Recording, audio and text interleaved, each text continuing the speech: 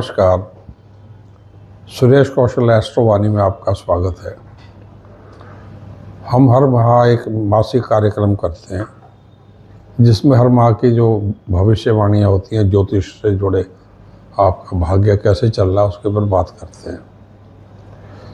आज मैं आपके साथ मार्च 2026 में मेष से लेकर मीन सभी लग्नों पे क्या प्रभाव पड़ने जा रहा है ग्रहों का, ये बात करने जा रहा हूँ। अब मैं आपके साथ कर्क लगन पे क्या प्रभाव पड़ेगा इस माह का, ये बात करने जा रहा हूँ। आपका कर्क लगन है या नहीं, इसको जानने समझने के लिए क्या करें, अपना जन्म का समय, तारीख, वर्ष, स्थान और महीना पूरी सूचना ज्योतिष से जुड़े किसी कार्यक्रम में फीड को करते हैं। इस प्रकार का एक चित्र बनेगा। ऊपरी खाने में यदि कर्क अथवा 04 नंबर या कैंसर लिख के आता है इंग्लिश में, तो समझिए आपकी बात हो रही है। कर्क लगन जो है एक अत्यधिक भावुक लगन है। भगवान शंकर इसके स्वामी हैं। चंद्र भगवान शंकर की जटाओं में अपनी स्थिति इनकी नज़र आती है, वहाँ पे इनका निवास स्थान सब नज़र आता है। तो शंकर भगवान से अत्यधिक रूप से उनसे संबंध रखते हैं, उनकी जटाओं में स्थित रहते हैं। मार्च 2026 में कुछ अत्यधिक महत्वपूर्ण ग्रह स्थितियां हैं जिनका निर्माण होने जा रहा है। क्या है वो? 3 मार्च को चंद्र ग्रहण है, पहली से 3 तक होलस्टक है। फागुन पूर्णिमा है 3 मार्च को, चंद्र ग्रहण है, क्योंकि लगन का स्वामी ही चंद्र है। कर्क राशि के स्वामी, लगन के स्वामी चंद्र हैं, तो चंद्र ग्रहण में फंस रहे हैं। और द्वितीय भाव में ये चंद्र ग्रहण लगेगा सिंह राशि में लगेगा। तो आपकी पारिवारिक शांति, धन और शेयर मार्केट और कई प्रकार से आपको तनाव दे सकता है। मानसिक तनाव दे सकता है, आर्थिक तनाव दे सकता है। परिवार में कुछ घटना चक्र ऐसा चल सकता है जिससे आपको थोड़ी निराशा हो, मन आपका अशांत रहे, यह संभव है। दूसरी मुख्य ग्रह स्थिति क्या है? आपके मुख्य ग्रह जो योग कारक मंगल हैं, अष्टम भाव में भ्रमण कर रहे हैं, जो कि आपको तनाव देगा। मांगलिक प्रभाव भी है, मंगल अष्टम में जा रहे हैं तो मांगलिक प्रभाव भी है ये। तो प्रेम संबंधों में या जीवन साथी के साथ तनाव दे रहा है। सूर्य जो है 14 मार्च तक अष्टम भाव में मंगल के साथ ही हैं और अस्त में हैं। धन को लेकर भी मांगलिक प्रभाव थोड़ा अग्नि कारक हो जाता है। जीवन साथी के साथ, कार्य क्षेत्र में, संतान को लेकर कई प्रकार के प्रभाव ये इस पे आपको मिल सकते हैं। सूर्य और मंगल का अष्टम में राहु के साथ होना एक हिंसक चौंकाने वाली ग्रह स्थिति का निर्माण कर रहा है। एक और ग्रह जो साथ में वो है बुध, वो भी अष्टम भाव में है। बुध अष्टम भाव में है लेकिन द्वादश और तृतीय स्थान के स्वामी। तो या क्योंकि ग्रहण इस माह में, और ग्रहण का असर 3 मार्च से 2-3 दिन पहले प्री इफेक्ट आ जाता है और उसके उपरांत लगभग पूरे माह ये ग्रह स्थिति चलती रहेगी। क्योंकि ग्रहण में इन्वॉल्व अन्य ग्रह जो हैं, जैसे सूर्य हैं, ये आपके 9th हाउस में चले जाएंगे, तो ग्रहण के प्रभाव से किस्मत में बहुत बड़े परिवर्तन आ सकते हैं। वो थोड़ी बहुत शुभ नहीं है, परंतु क्या आपको बहुत हानि हो रही है, ये संभावना नहीं है। ग्रह आपको डराएगा, चिंता करेगा, छोटी मोटी घटना चक्कर करेगा, धन को लेके, शेयर मार्केट को लेके उठा पटा करेगा। परंतु द्वादश भाव में जो बृहस्पति का भ्रमण है, आप जो भाग्यश है उनकी दृष्टि पड़ रही है। तो यदि आप मांसाहार मद्यपान से दूर रहते हो तो आपकी इंट्यूटिव पावर्स बहुत अच्छी रहेंगी। आप जो हैं इस नेगेटिव ग्रह स्थिति को, जो विपरीत नकारात्मक ग्रह स्थिति है, इसको आप नियंत्रण में रख पाएंगे। नियंत्रण में आप इसको रख के संभाल लेंगे।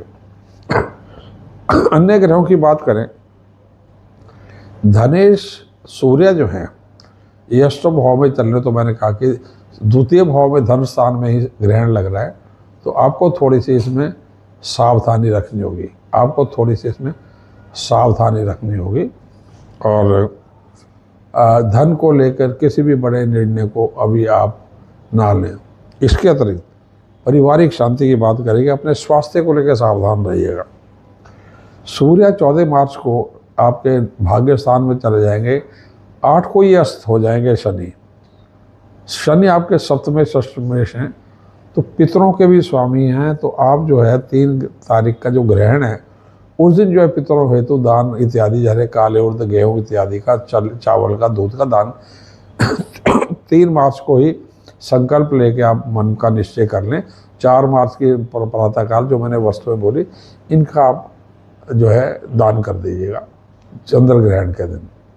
अच्छा, सूर्य जो है शनि अस्त हो जाएंगे तो जीवन साथी का तनाव होना, व्यापारिक संबंधों में तनाव होना, रियल एस्टेट में, शेयर मार्केट में या नौकरी राजनीति में 14 तारीख तक समय खराब हो सकता है। नौकरी को भय होना, नौकरी का छूटना, ये सब कुछ संभव हो जाता है। नौकरी में परिवर्तन होना, परंतु विदेश से नौकरी के आने के योग भी बनते हैं क्योंकि बृहस्पति की दृष्टि इन पर पड़ रही है। ये जो चीज़ें बोली मैंने कि संभव हो सकता है, निश्चित नहीं है, ये संभव हो सकता है क्योंकि बृहस्पति की जो दृष्टि इन पर पड़ रही है, तो ये आपको जो ये दृष्टि है बृहस्पति की, ये आपको काफ़ी हद तक सेफ्टी और सुरक्षा देने में सक्षम होगी। 9th हाउस में जब सूर्य 14 को जा रहे हैं, शनि के साथ होंगे, तो धन के लेके अपने बिजनेस एसोसिएट, कार्य क्षेत्र में या जीवन साथी के साथ या पिता के साथ झगड़ा तनाव न हो, इस बात का ध्यान रखेगा।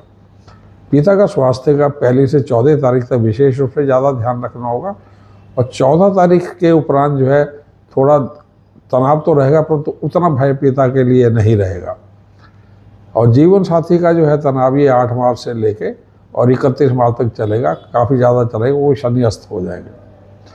मंगल 8वें में चल रहे हैं, वो भी पिता के बारे में सचेत कर रहे हैं, और मंगल पंचमेश भी है और चंद्र ग्रहण आ रहा है, तो गर्भवती महिलाएं चंद्र ग्रहण के दिन विशेष रूप से सावधानी रखें, आपके लिए शुभ रहेगा।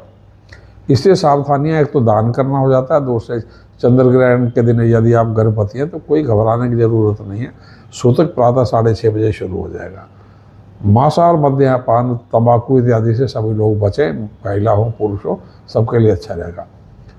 14 तारीख से 31 के बीच में जीवन साथी, व्यापार और धन को लेकर बहुत बड़ी भाग्य में परिवर्तन होंगे। सावधानी से आपको आगे बढ़ना होगा। विदेश में भाग्योदय हो सकता है आपका, और ये भाग्योदय का समय 14 मार्च से लेकर 31 मार्च तक है। विद्यार्थी वर्ग के लिए स्वास्थ्य को ध्यान रखना, गला खराब होना, भावुक हो जाना, अपने के ऊपर, अपने मानसिक भावनाओं के ऊपर नियंत्रण न रख पाना, ये सब कुछ संभव होगा।